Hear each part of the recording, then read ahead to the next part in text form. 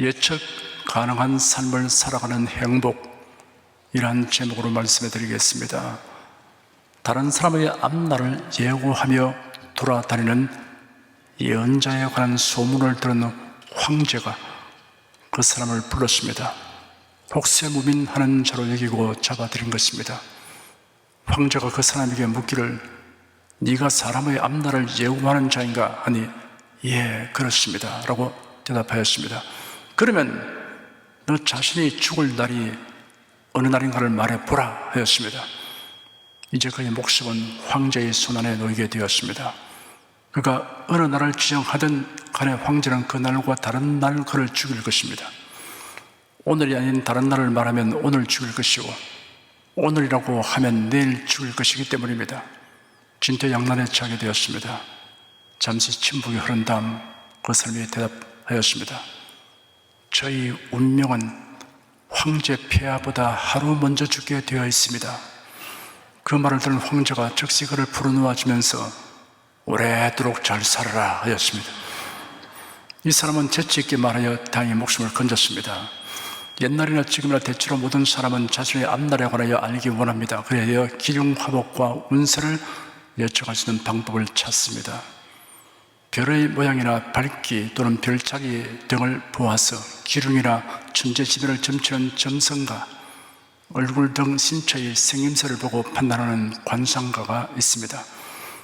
그 사람과 관련 있는 날짜를 숫자로 풀어 셈하여 운수를 보는 토정비결, 귀신에게 접신된 무당이나 판수에게 기륭을 점치게 하는 무구리 등 다양한 행위들이 있습니다. 사람이 과연 앞날에 일어날 일들을 미리 알 수 있겠습니까? 라는 질문에 대하여는 전적인 긍정도 전적인 부정도 할 수 없습니다. 왜냐하면 미래에 일어날 일을 다 알 수는 없지만 예측 가능한 경우들도 있기 때문입니다. 사물의 진상을 순간적으로 감지하는 직감, 무슨 일이 일어날 것 같다는 것을 사전에 느끼는 예감을 누구도 부인하지 못합니다. 눈, 코, 귀, 혀, 피부라는 5가지 감각기관으로는 느낄 수 없는 것을 포착하는 제6감이 있다고 하는 주장을 부정하지 못합니다. 그 외에도 경험과 통계 등을 통하여 예측 가능한 일들이 얼마든지 있습니다. 누적되어 온 경험과 지식, 인공지능 기술의 발달로 인하여 날이 갈수록 사람의 예측 능력은 놀랍게 증대되고 있습니다. 기상위성 등의 여러 관측 장비와 기술의 발전으로 기상 예보는 예측 가능도가 크게 높아졌습니다. 옛날엔 태풍이 다가오는 것을 수일 전에 정확히 안다는 것은 불가능했습니다. 오늘날은 태풍이 생성될 때부터 소멸하기까지 그 위치와 진행 방향 그리고 규모와 위력들을 여러 날 전부터 예보할 수 있습니다. 매년 지진으로 인한 인명피해가 무수합니다. 지진 발생을 충분히 예측 가능하게 된다면 인명피해를 줄일 수 있을 것입니다. 미국 지진정보센터의 웨이벌리 퍼슨 지구물리학자는 지진 해일은 바닷속 지진에서 시작되기 때문에 20분 내지 2시간의 대비 시간이 있다고 하였습니다.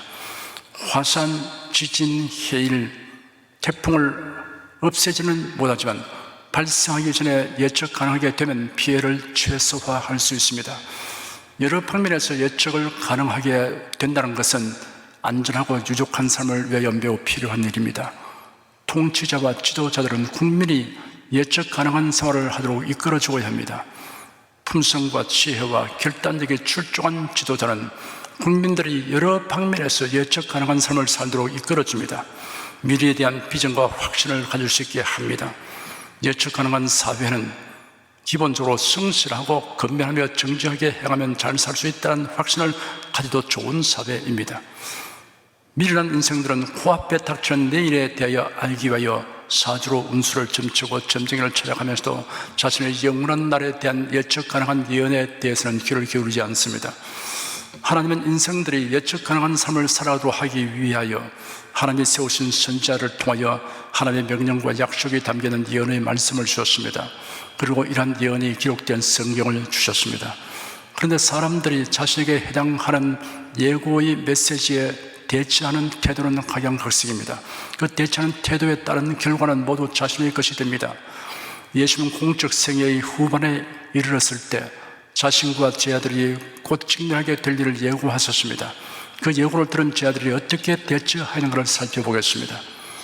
예수님의 공생애가 후반기로 접어들었을 때 예수님은 앞으로 닥칠 십자가 순환에 대해 제 아들에게 미리 알려주어 이를 대비하도록 하려고 작정하셨습니다.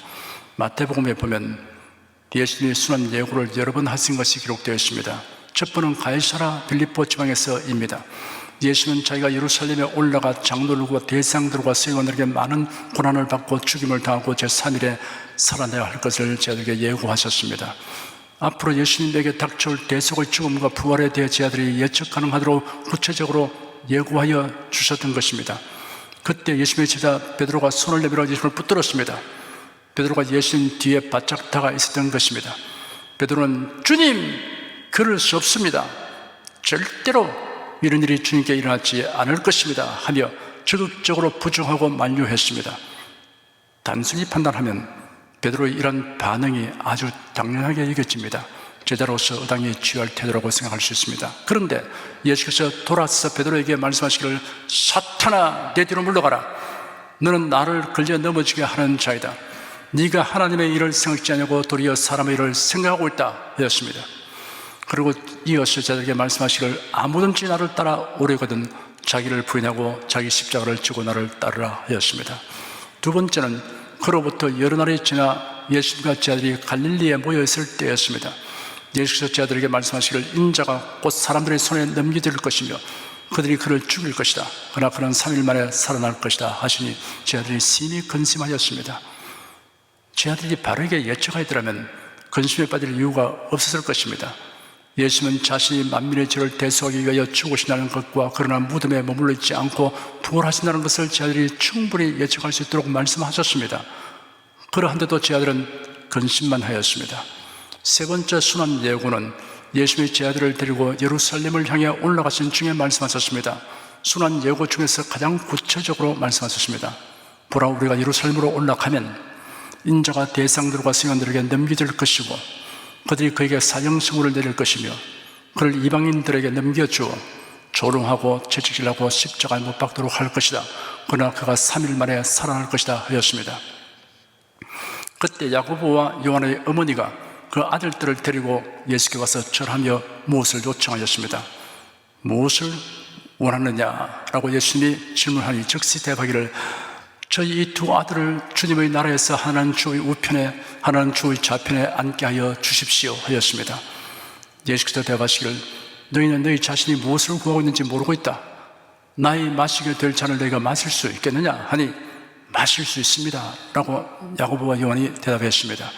과연 너희가 내 잔을 마실 것이다. 그러나 내 오른편과 왼편에 앉게 하느라 내가 할 일이 아니라 내 아버지께서 누구를 위하여 예비하시는지 그대로 될 것이다 라고 예수님이 말씀하셨습니다. 열 제자가 듣고 그 두 형제에 대해서 분노를 느꼈습니다. 다 같이 부름받아 주님을 따라다니는 제자들인데 야고보와 요한이 그들만 최고의 권력을 차지하려고 하는 행위에 대하여 미운 감정에서 나온 분노였습니다.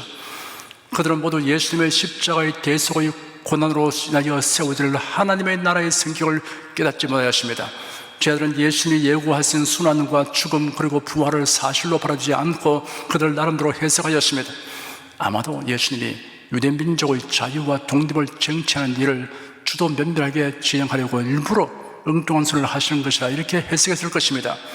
그래야 그렇게 되면 누가 더 높은 자리를 얻을 것인가에 마음을 두고 경쟁심으로 행동했습니다. 네 번째 순환 예고는 십자가에 못 박혔을 날이 임박한 때 말씀하셨습니다. 너희 아는 대로 이틀이 지나면 6월절인데 인자가 십자가에 못 박히기 위하여 넘겨질 것이다 하였습니다. 예수께서 6월절 저녁에 제자들과 함께 식탁에 앉아 음식을 나누시며 그들에게 말씀하시기를 내가 진정으로 너에게 말한다. 너희 중에 하나가 나를 배반할 것이다 하였습니다. 예수는 자신이 몸짓기고 피 흘려 죽으실 것을 떡과 잔을 주면서 예고하셨습니다. 그리고 말씀하시기를 보라, 나를 넘겨줄 자의 손이 나와 함께 식탁 위에 있다. 인자는 예정된 대로 가지만 인자를 파는 그 사람에는 화가 있다 하였습니다. 이런 말씀을 듣고서도 제자들은 누가 가장 큰 자로 여겨지는가에 대해 그들 사이에 다툼이 일어났습니다. 예수는 자신의 죽음과 부활에 대하여 제 아들이 충분히 예측할 수 있도록 말씀하셨습니다. 그것도 여러 차례에 걸쳐 거듭 말씀하셨습니다. 그런데도 베드로는 그런 일이 있으면 안 된다고 막고 나섰습니다. 그리고 제 아들은 누가 더 높은 자리를 차지할 것인가를 두고 다투었습니다. 그런 처신을 하게 된 근본 원인은 예수님에 대한 그릇된 선입관념 때문이었습니다. 예수께서 성찬 예식을 제정하시면서 하나님 나라에 대한 언급을 2번 하시는데 제 아들은 이를 예수님을 통하여 이루어질 지상왕국으로 생각했던 것입니다. 그래야 누가 더 높은 지위를 가질 것인가를 두고 다투었던 것입니다. 사람들이 성경에 장차 있을 일에 대한 예언을 왜곡되게 해석하는 원인이 예수님이 누구이신가를 성경대로 알지 못하고 있기 때문입니다. 자신의 경험과 지식에 근거한 왜곡된 선입관념으로 이해하고 판단하기 때문입니다. 시한부 종말론자는 자신의 꿈이나 신비체험을 성경에 기록된 말씀보다 더 믿기 때문에 그릇된 선입관념을 가지게 됩니다. 예수님의 재림, 성도의 휴거, 몸의 부활을 믿지 않는 사람 역시 자신이 가진 주장과 사상의 선입관념의 틀을 벗어나지 못하고 있습니다. 제 아들은 그와 함께 세상의 영화에 대한 탐심을 버리지 못했습니다. 그 탐심은 그릇된 선입관념과 관련이 있습니다. 예수 곧 다가올 순환과 부활에 대하여 누누이 말씀하셔도 제 아들은 여전히 예수님이 지상 왕국을 세울 것이라는 선입관념에 붙잡혀서 자신이 더 높은 권력의 자리를 차지하려고 하는 탐심 때문에 다투었던 것입니다. 그릇된 선입관념과 탐심으로 인하여 그들은 예수님이 예고하신 말씀의 진정한 의미를 깨달을 수 없었습니다. 예수님이 예고하시는 말씀 그대로 믿는다는 것이 그들에게는 가능하지 않았습니다. 기독교인이라고 자처하면서도 종교 혼합, 종교 일치, 종교 다원, 공산 사회주의, 종북주의자들의 중심에는 인본주의에서 비롯된 메시아관과 성경관이 차지하고 있습니다. 이들은 성경에 예언된 말씀 그대로 믿는 것이 가능하지 않습니다. 성경대로 믿는 사람을 미련하게 여깁니다. 예수님은 최후의 만찬을 위해 제 아들을 들이시고 감람산 겟세마네 동산을 향하여 가시면서 그들에게 조금 후에 일어날 일을 예고하셨습니다. 너희가 오늘 밤에 다 나를 배반할 것이다. 기록되기를 내가 목자를 칠 것인데 그러면 양떼가 흩어질 것이다 하였기 때문이다 하였습니다. 베드로가 대답하기를 모두가 주님을 배반할지라도 저는 결코 배반하지 않겠습니다 하였습니다. 그러자 예수께서 말씀하시기를 내가 진실로 너에게 말하니 오늘 밤 닭 울기 전에 네가 3번 나를 부인할 것이다 하였습니다. 베드로가 대답하기를 내가 주와 함께 죽는다 할지라도 결코 주님을 부인하지 않겠습니다 하니 모든 자들이 질서라 하고 이구동성으로 이같이 말했습니다. 겟세마네 동산에 도착한 예수께서 제 아들에게 지시하기를 나의 기도할 동안에 너희는 여기 앉아있으라 하시고 멀찍이 떨어진 곳에 가셔서 기도하신 후에 돌아와 보니 제 아들은 자고 있었습니다. 시험에 들지 않게 깨어있어 기도하라. 마음은 원하지만 육신이 약하구나 하시고 다시 나아가 동일한 말씀으로 기도하시고 다시 오셔서 보니 제 아들은 여전히 자고 있었습니다. 예수께서 3번째 가서 기도하시고 돌아와서 이제는 자고 쉬어라. 그 시각이 왔다. 보라 인자가 죄인들의 손에 넘겨지게 된다. 일어나서 가자. 보라 나를 넘겨줄 자가 가까이 왔다 하셨습니다. 가룟 유다가 인솔하여 온 무리들이 예수님을 체포하는 것을 본 제 아들은 다 달아났습니다. 예수님이 제 아들에게 얼마 후에 일어날 일을 누차 예고하여 주셨으므로 그들은 앞으로 일어날 사태에 대하여 충분히 예측 가능하였습니다. 그런데도 그들은 깨어 기도하기는 그냥 마냥 졸았습니다. 예고를 듣고서도 아무것도 예측하지 못하는 자는 이처럼 미련하게 행동하게 됩니다. 여러분 성경을 통해서 알게 된 예언들로 인하여 예측 가능한 일이 많이 있습니다. 그릇된 선입관념과 세속적 탐심을 단호하게 내버리고 예측 가능한 것에 대하여 적절하게 대처하시기를 축원합니다. 사도 바울은 그가 예루살렘에 가면 직면하게 될 일에 대하여 성령께서 예고하시는 메시지를 받았습니다. 예루살렘에 올라가면 결박된다는 예고의 메시지입니다. 그 예고에 대하여 바울 사도가 어떻게 대처하는가를 살펴보도록 합시다. 바울 사도는 제3차 전도 여행을 마무리 지으면서 예루살렘으로 향했습니다. 2가지 목적이 있었습니다. 경제적으로 심한 어려움에 처한 예루살렘 교회를 돕기 위해 그리스와 마게도냐 교회들이 모아준 헌금을 전달하는 것과 아울러 예루살렘에 있는 사도들에게 자신의 선교 활동 보고를 하는 것입니다.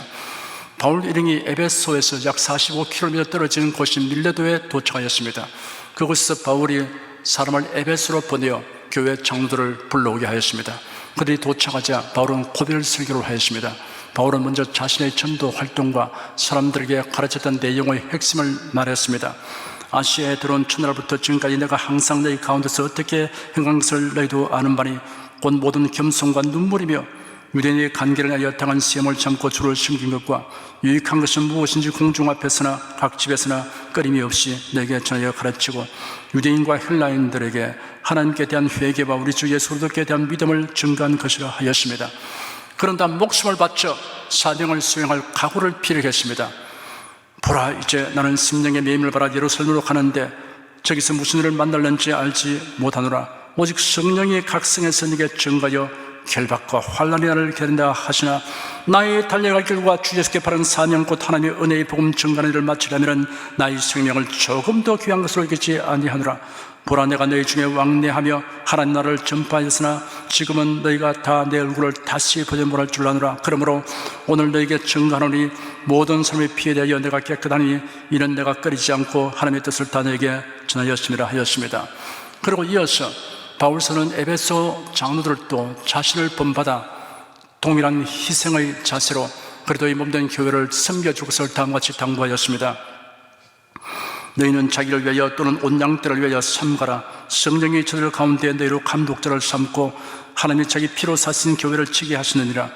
내가 떠난 후에 흉악한 이리가 내게 들어와서 그 양떼를 아끼지 아니하며 또한 너희 중에서도 죄를 끌어 자기를 죽게 하려고 그러지 말을 하는 사람들이 일어날 줄을 내가 아노니 그러므로 너희가 일깨어 내가 3년이나 밤낮 쉬지 않고 눈물로 각 사람을 훈계하던 것을 기억하라. 지금 내가 너희를 주와 및 그 은혜의 말씀께 부탁하노니 그 말씀이 너희를 능히 든든히 세우사 거룩히 하심을 입은 모든 자 가운데 기업이 있게 하시리라. 내가 아무의 은이나 금이나 의복을 탐하지 아니하였고 너희 아는 바에 이 손으로 나와 내 동행들이 쓰는 것을 당하여 범사인에게 모범을 보였노니 곧 이같이 수고하여 약한 사람들을 돕고 또 주 예수의 주님이 말씀하신 바 주는 것이 받는 것보다 복이 있다 하심을 기억하여야 할지니라. 이 말을 한 후 무릎을 꿇고 모든 사람과 함께 기도하니 다 크게 울며 바울의 목을 안고 입을 맞추고 다시 그 얼굴을 보지 못하리라 한 말을 인하여 더욱 근심하고 배에까지 그를 전송하였습니다. 바울 이랑은 이곳저곳을 거쳐서 두로에 상륙하였습니다. 바울은 두로에 있는 성도를 찾아가서 거기서 치료를 체류하였습니다. 그곳 성도들이 성령의 감동으로 바울에게 예루살렘에 들어가지 말라고 간곡히 고민하였습니다. 그러나 바울은 그들과 작별하고 예루살렘을 향해 발걸음을 재촉했습니다. 두로로부터 향하여 가이사랴에 이르러서 7 집사 중 하나인 전도자 빌립의 집에 들어가서 여장을 풀었습니다. 예루살렘에서 교회가 출발되었을 때 사도들이 7명의 집사를 세웠습니다. 스데반, 빌립 등이었습니다. 빌립은 순교자 스데반의 동료였습니다. 그런데 바울은 기독교회를 핍박할 당시에 스데반을 죽이는 데 가담한 자였습니다. 이러한 측면에서 바울이 빌립의 집에 머물게 된 것은 매우 놀랍고 흥미로운 일입니다. 스데반의 순교 사건이 있었던 때로부터 어느덧 20년의 세월이 흘러 50대에 이르게 된 지금 빌립과 바울은 동역자가 되어 있었습니다. 빌립은 사마리아 사람들에게 복음을 전하여 사마리아 도성에 부흥의 불길이 일어나게 하였고 에티오피아 내시를 개종시켰으며 아소도와 가이사라 희한 도시로 가서 복음을 전하고 교회를 세웠습니다. 빌립은 바울이 다메섹 도성에서 회심하여 이방인을 위한 전도자가 된 사실을 전해 듣고 만나보고 싶었을 것입니다. 그런데 뜻밖의 바울이 자기 집으로 왔습니다. 그래 바울은 빌립의 집에 여러 날 머물렀는데 어느 날 아가보라 하는 선자가 바울을 만나러 왔습니다. 바울은 이전에 이 사람을 수리아의 안디옥에서 만난 적이 있었습니다. 그런 천하가 흉년될 것이라고 예언했는데 그 예언은 글라우디오 황제가 통치하던 주 46년에 성취되었습니다. 빌립의 집에서 바울을 만난 아가보가 구체적인 행동으로 바울이 앞으로 당할 일을 예언하였습니다. 그러니까 바울의 띠를 가져다가 자기 수족을 잡아내고 말하기를 성령이 말씀하실 때 예루살렘에서 유대인들이 이같이 이 띠 임자를 결박하여 이방인의 손에 넘겨주려 하였습니다. 아가보의 생생한 예언을 들은 바울의 일행들과 가이사라 교인들이 함께 울면서 바울에게 예루살렘으로 올라가지 말라고 권하였습니다. 바울 자신도 결박과 환난이 그를 기다린다고 예고하시는 성령님의 말씀을 이미 들었기 때문에 아가보의 예언이 새삼스러운 것은 아니었습니다. 바울 사도는 그와 동행하는 일행과 가이사라 교인들에게 말하기를 너희가 어찌하여 울어 내 마음을 상하게 하느냐. 나는 주 예수의 이름을 위하여 결박당하는 것뿐만 아니라 예루살렘에서 죽을 것도 각오했다 하고 단호한 결심을 표명했습니다.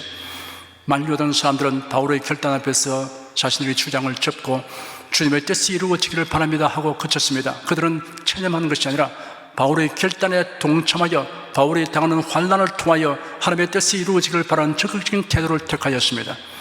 여기서 우리는 사도 바울이 예루살렘으로 향하는 과정에 성령께서 바울에게 이처럼 앞으로 발생할 일에 대하여 여러 번 예고하신 사실과 바울이 그 예고에 대하여 어떻게 받아들이고 대처하는가를 분명히 알 수 있습니다. 성령께서는 바울에게 앞으로 발생한 일을 예측 가능하게 하여 주셨습니다. 그러나 어떠한 결정을 하라는 지시는 하지 않았습니다. 바울이 예루살렘으로 갈 수도 있고 아니면 예루살렘에 가지 않는 것을 가는 것을 취소할 수도 있습니다. 이 장면에서 우리가 알아야 할 것은 바울 사도가 어떠한 경우에도 자기에게 주어진 사명에 충실하고 예수의 충성된 종으로서 살아가는 기본 자세에서 흔들림이 없었다는 것입니다. 그러므로 그는 그의 앞에 다가올 일을 충분히 예측하게 되었으니 마음의 각오를 굳게 하여 대처해 나갔던 것입니다. 과연 그가 예루살렘에 가서 폭도들에 의하여 죽을 뻔한 위기를 당했습니다. 그리고 유대인들에게 고소를 당해서 가이사랴까지 가서 거기서 억류되어 있는 동안 재판을 받았습니다. 지루한 재판이었습니다. 결말이 나지 않았습니다. 그러자 그는 로마에 가서 로마 황제 앞에서 재판을 받겠다고 상소했습니다. 실정법을 어긴 어떠한 죄도 없지만 그런 다른 죄수들과 함께 로마로 호송되어 가게 되었습니다. 성령께서 그에게 여러 번 예고해 준 것을 통해서 그는 예측 가능한 일을 자신의 선택과 결정으로 이런 상황에 처하게 된 것입니다. 결박뿐 아니라 환난도 죽는 것도 각오를 한 것입니다. 이런 과정을 통해서 그는 복음 전도자의 삶의 자세, 순교적인 자세를 나타내 보였습니다. 그리고 한편으로는 하나님께서 훌륭한 계획을 가지고 선교의 새로운 문을 열어줄 것을 그는 기대했습니다. 과연 그대로 되었습니다. 바울을 태운 배가 지중해 한가운데 들어왔을 때 악력 높은 열대성 폭풍 후 유라굴로가 불어오기 시작했습니다. 배는 난파선이 되고 이륙편주처럼 되어 이리저리 떠밀려 가고 있었습니다. 그 배에 승선한 군인과 상인과 제수들 270여 명이 여러 날 동안 아무것도 먹지 못한 채 모두 기진백진하고 절망하여 들어 누웠습니다. 그런 와중에 사도 바울이 그들 가운데 서서 큰 소리로 외쳤습니다. 여러분이여, 내 말을 듣고 그에 대해서 떠나지 아니하여 이 타격과 손상을 면하였다면 좋을 뻔하였느니라. 내가 너를 구하노니 이제는 안심하라. 너희 중 생명에는 아무 손상이 없겠고 오직 배뿐이니라. 나의 속함 받고 나의 승리는 하나님의 사자가 어젯밤에 내 곁에서 말하되 바울아 두려워 말라. 네가 가이사 앞에 서야 하겠고 또 하나님께서 너와 함께 행선한 자를 다 네게 주셨다 하였으니 그러므로 여러분이여 안심하라. 나는 내게 말씀하신 그대로 되려고 하나님을 믿노라. 그러나 우리가 한 시험에 걸리리라 하였습니다. 사도 바울은 하나님께서 천사를 통하여 예고하여 주신 메시지를 근거하여 앞으로 될 일이 예측 가능하게 되었습니다. 그래야 담대하게 선포하였던 것입니다. 그 시로부터 바울이 그 배의 통솔자가 되었습니다. 드디어 배가 멜리데라고 불리는 조그마한 섬가까지 다가가게 되어 모두 상륙하였습니다. 섬 사람들은 바울을 통하여 나타난 신종의 능력을 보고 놀랐습니다. 섬의 주장이 바울을 귀하게 모셨습니다. 지나가는 배를 기다리는 석 달 동안 바울 사도는 선원들, 상인들, 군인들, 제수들 그리고 그 섬에 있는 모든 토인들을 위해서 복음을 전파할 수 있는 좋은 기회를 얻게 되었습니다. 멜디의 섬의 대부흥성회가 개최된 것입니다. 석 달 동안 집중적으로 전도하게 되었고 큰 은혜가 임했습니다. 섬 사람들이 바울로 인하여 일행을 극히 예를 갖추어 대우하였으며 떠나갈 때 필요한 것들을 배에 실어준 것이 이를 증명합니다. 섬에 머물렀던 모든 사람과 함께 바울은 그것을 지난 배를 타고 로마로 가게 되었습니다. 로마에서 재판을 받기 위해 감옥에 갇혔는데 그 감옥에 근무하는 자들은 권력의 핵심에 있는 사람들의 자녀들이었습니다. 바울은 그들에게 전도하였습니다. 여기서 우리가 배우게 된 것은 하나님이 예고하신 말씀에 의해 예측 가능한 일에 대하여 선택이 가능한 경우가 있다는 것입니다. 이때는 자신의 선택한 것에 대하여 하나님께서 최선의 도움을 주시는 것을 확신해야 합니다. 예수 안에 있는 사람에게는 성경에 기록된 예언을 통하여 매우 예측 가능한 일들이 많습니다. 이 사실을 온전히 깨닫게 되면 평안과 기쁨이 넘치게 됩니다. 항상 기대와 소망을 가지고 살게 됩니다. 성경에 기록된 예언들은 우리에게 앞으로 될 일들을 예고하는 것입니다. 우리가 예측 가능한 삶을 살 수 있게 하여 줍니다. 그래도 이는 어떤 상황에서도 오리무중에 처하지 않습니다. 오리에 걸친 깊은 안개 속에 처하게 되면 자신이 어디쯤에 있는지, 어디로 가야 할지 막연하거나 갈피를 잡을 수 없습니다. 이렇게 되면 난감하게 됩니다. 물론 그리스도인이라고 해서 내일 일을 다 알 수 있는 것은 아닙니다.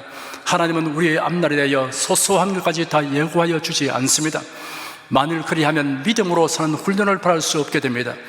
이스라엘 자손들을 애굽에서 인도하여 내신 하나님께서 그들에게 대략적인 것은 예언하여 주셔도 소소한 것들을 낱낱이 예고하지는 않았습니다. 대략적인 것에 비추어 예측하면서 믿음으로 진행하도록 하신 것입니다. 그런데 몇 사람을 제외하고는 모두 믿음으로 행하는 데 실패하였습니다. 그들은 내일이 예측 안 되므로 원망과 불평을 일삼다가 버림받았습니다. 사랑하는 성도 여러분, 성경의 예언을 모두 믿으십시오. 중요한 줄거리 예언에 소소한 것들을 비추어 긍정적인 예측을 하십시오. 그래야 기뻐하고 감사하며 살아가십시오. 그래야만 여러분의 예측하는 태도와 방법이 옳았다는 것을 하나님께서 최종적으로 증명해 주실 것입니다. 성도 여러분은 그래도 예수 안에서 먼 장래를 향해서 완전히 예측 가능한 발걸음을 옮기고 있습니다. 찬란하고 영광스러운 미래가 우리를 위해서 예비되어 있습니다. 너희는 마음에 근심하지 말라. 하나님을 믿으니 또 나를 믿으라. 내 아버지 집에 거할 곳이 많도다. 그렇다면 너에게 일러주리라. 내가 너를 위하여 처소를 예비하러 가노니 가서 너를 위하여 처소를 예비하면 내가 다시 와서 너를 내기를 영접하여 나 있는 곳에 너희도 있게 하리라. 우리가 알거니와 하나님을 사랑하는 자 곧 그 뜻대로 부르심을 입은 자들에게는 모든 것이 합력하여 선을 이루느니라. 이 말씀들은 예수 그리스도를 변함없이 믿으며 사랑하는 자들에 대한 예언이며 예고입니다. 내 사랑하는 형제들아, 견고하며 흔들리지 말며 항상 주일에 더욱 힘쓰는 자들이 되라. 이런 너희 수고가 주 안에서 헛되지 않은 줄을 알미라. 보라, 내가 속히 오리니 내가 줄 상이 내게서 각 사람에게 그 일한 대로 갚아주리라. 나는 알파와 오메가요 처음과 나중이요 시작과 끝이라. 이 말씀은 주일에 힘쓰는 자들의 결국에 대한 예고입니다. 예수를 믿고 사랑하며 주일에 힘쓰는 사람들은 자신의 미래에 대하여 충분히 예측하며 살아갈 수 있습니다. 이는 그리스도인의 특권입니다. 여러분, 불확실하고 애매모호한 삶을 살지 않고 예측 가능한 삶을 살아갈 수 있음을 알고 이를 적극적으로 누리시기를 축원합니다.